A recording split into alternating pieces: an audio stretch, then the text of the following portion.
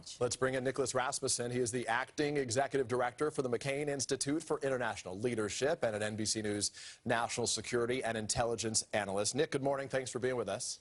Thanks, Peter. So we heard from Iran's supreme leader vowing revenge against the United States. To give folks a sense of who Soleimani is here, as we discussed earlier, he's basically their defense secretary, their Joint Chiefs chairman, and their CIA director, all wrapped up into one. What type of retaliation, what type of threats should we be anticipating here?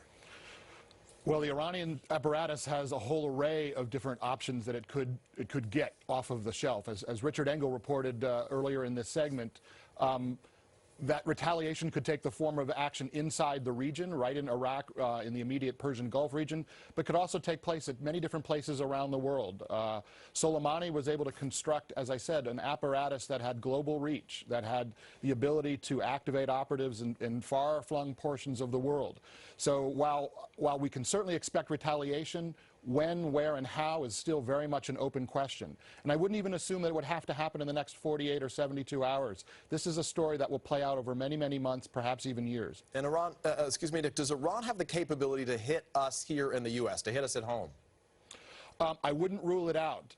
They certainly have, in the past, shown a willingness to try to develop an infrastructure in the United States to carry out attacks against American targets. You may recall that in 2011, we disrupted a plot that would have targeted the Saudi ambassador to the United States, and that tied back to the Iranian regime at the time. So it is certainly not, it can't be ruled out that the Iranians have assets that they could bring into play in the United States. Nick, you were the head of the National Counterterrorism Center under both Presidents Obama and President Trump. You served as a top counterterrorism official under President Bush as well. We heard yesterday from President Trump basically saying that this should have happened years ago, effectively saying that past presidents didn't have the guts to do this. We know from military leaders that they did have eyes on Soleimani in the past here. You've war-gamed these situations. You've been in the Situation Room when Osama bin Laden was killed. Why now and not then? Well, I don't think the question of guts should enter into it. The question is, where does this take us? There's certainly a measure of justice that attaches to the killing of a Soleimani. There's a lot of blood on his hands, including American blood on his hands.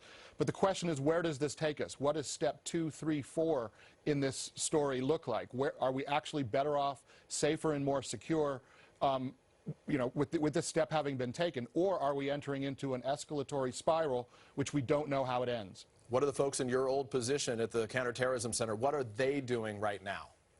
Well, they are scouring every bit of available intelligence to try to get some kind of indication about where the Iranians might look to attack U.S. interests. As I said, that could be either in the immediate neighborhood or it could be in many different places around the world.